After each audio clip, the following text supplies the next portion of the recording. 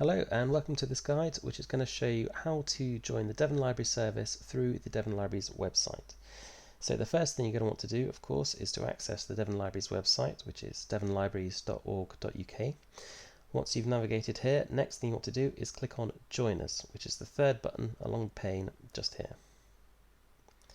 Once we've done that, we come to here, Join the Library.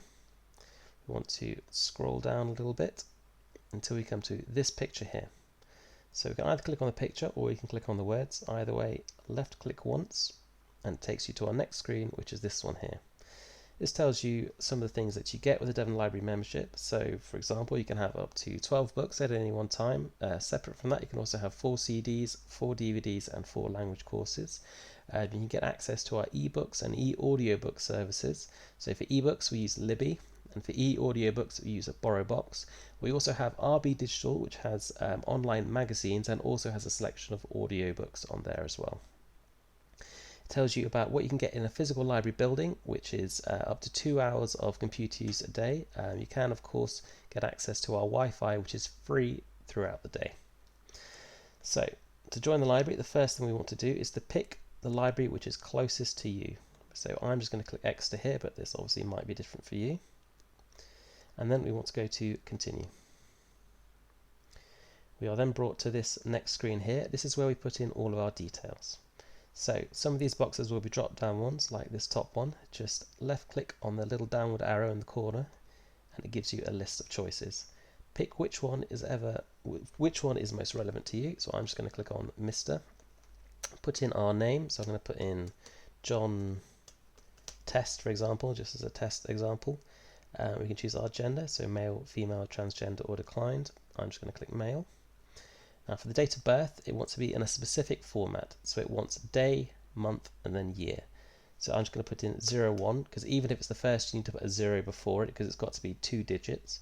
Then put a /, then put the month. So I'm going to put in 02. Then you put in another /, and then put in the full year. So if I go 1980, for example.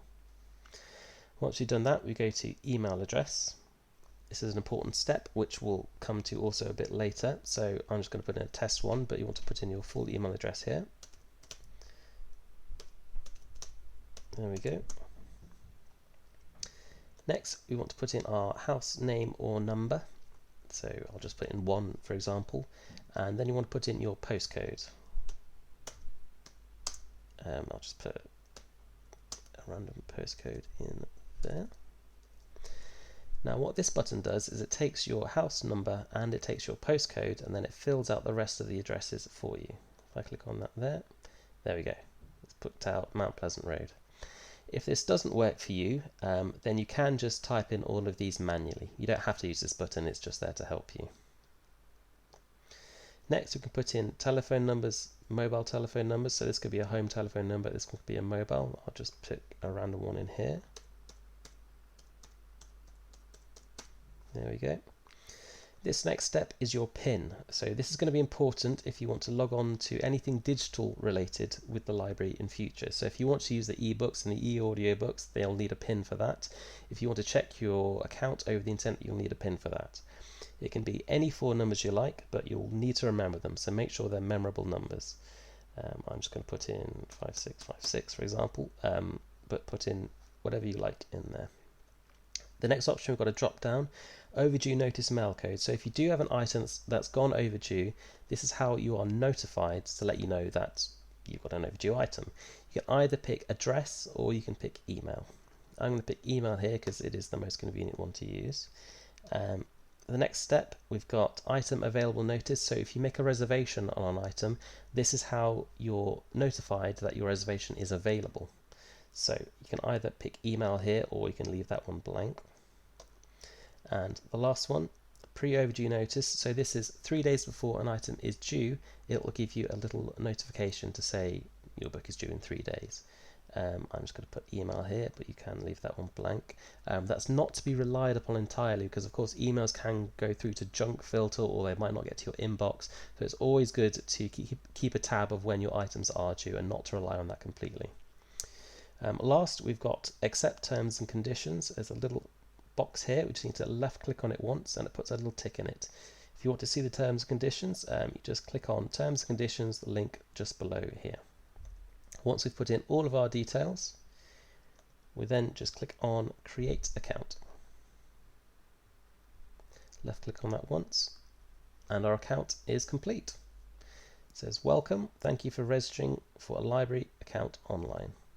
So what we can do to locate our membership number, which is important, we need to go to My Profile.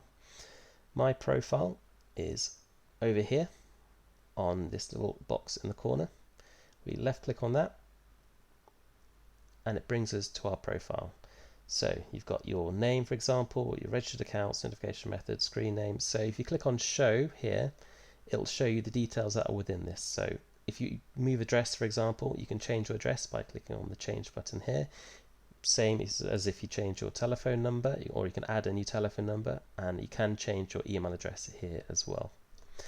Now to get your library card number, you want to go to the registered account at Devon Libraries. We click on show here, and this is your default library card number. Now when you go into a library and when you get a physical card, that library number will be changed to the number that's on the card, but in the meantime you'll get this one, and this one will work on ebooks and e-audiobook systems. So if you use Libby, you can use this account number and the PIN, and that will let you through.